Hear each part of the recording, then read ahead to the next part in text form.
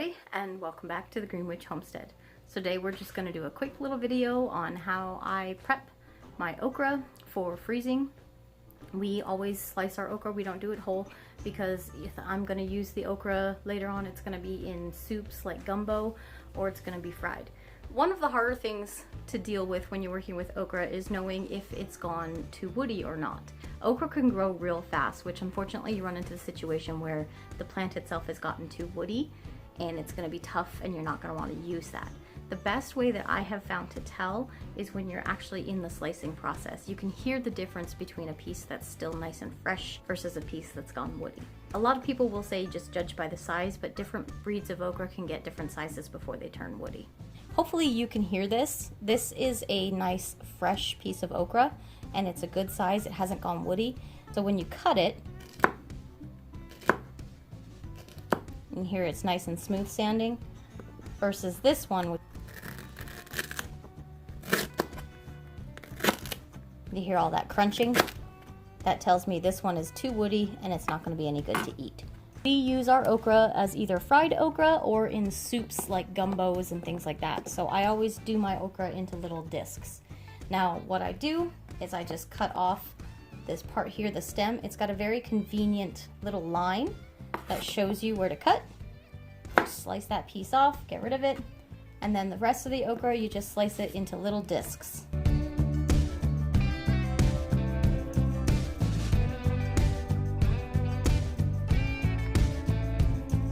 Now these are perfect for battering and frying or for tossing into a soup. Once I have them all sliced up like this, the ones that I am keeping for soup, I'm just going to put them straight into a vacuum seal bag. So you don't want to pre-blanch your okra when you're going to be freezing it in discs. The reason is that all the seeds and the insides of the okra, they're not really held in there very well. And if you blanch them, it's all just going to fall apart and you're going to lose the best part of the okra, in my opinion.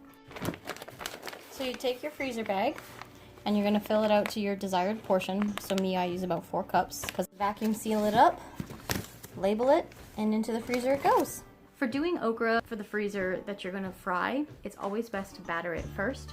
What I do is I basically prep it the same way I would if I was going to make fried okra, which is using buttermilk, eggs, salt, pepper, and a mixture of flour and cornmeal. The trick with doing it this way is that once you've battered them, you have to have enough space in your freezer to lay them out single layer on a sheet to freeze overnight before you put them in their individual bags. Otherwise it's all going to clump together and just completely be a mess. Now I'm going to prep the okra for the fried okra. Whenever you're doing something fried, you always have to remember that if you're going to season your batter, you want 1 tablespoon of seasoning for every cup of flour. You also need cornmeal and buttermilk.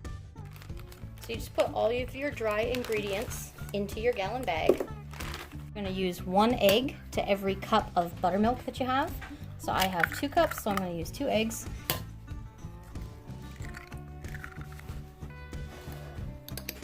You whisk it up.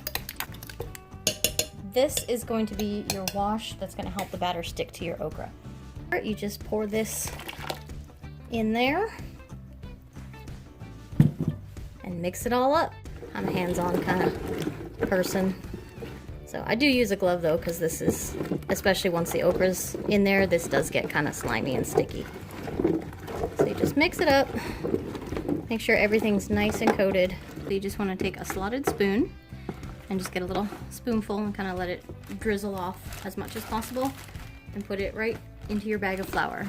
You usually do about 3 or 4 spoonfuls at a time. Close your bag.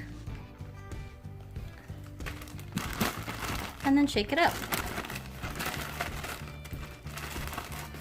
At this point, you've got nice, perfectly coated bits of okra. For freezing, I will lay them out on a sheet with parchment paper. That way they don't make a mess on your pan. And then you're going to put them in your freezer overnight. So once you have your tray with a nice single layer, you can put it right into your freezer if you have enough space. What I like to do is take another layer of parchment and do a second layer on top of this. The parchment is to make sure that they don't freeze together. That way I don't take up quite as much space in my freezer. It's the next day and I'm gonna go ahead and pull the battered okra out of the freezer. show you what it looks like and get it finished bagging up. So now that it's all frozen like this, you're gonna basically just put it in your bags. Now I use just regular gallon Ziploc freezer bags for this because I find if you vacuum seal it, it's gonna press everything together, and then when it's frozen, it's gonna be this big chunk instead of individual pieces when you wanna cook it. It's not as easy. So you just use your gallon bag, and then I also use gloves just to help a little bit with the insulation so it doesn't melt them too much, so that they're not sticking together again when you freeze them. And then just fill up your bags.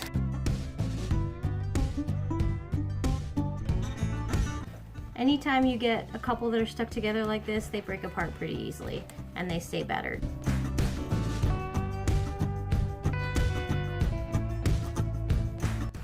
Don't fill your bag up all the way, just to make it store in your freezer a bit better. And of course, good little tip, the reason why I use parchment paper is because cleanup is quick and easy. There are far more than just these two ways of preserving okra for long-term storage. However, these are the ways that we use them here mostly in our house, so this is how I do it. I will also pickle okra because that's one of our favorite snacks, but I usually wait till a little bit later in the season when I have more coming off in one day. Hope you guys enjoyed this video. Let me know down in the comments below if you've ever made homemade fried okra before and how it turned out for you, and if you've ever thought about freezing it. Give us a thumbs up and don't forget to subscribe if you want to follow along on all of our adventures. And remember, get your hands dirty.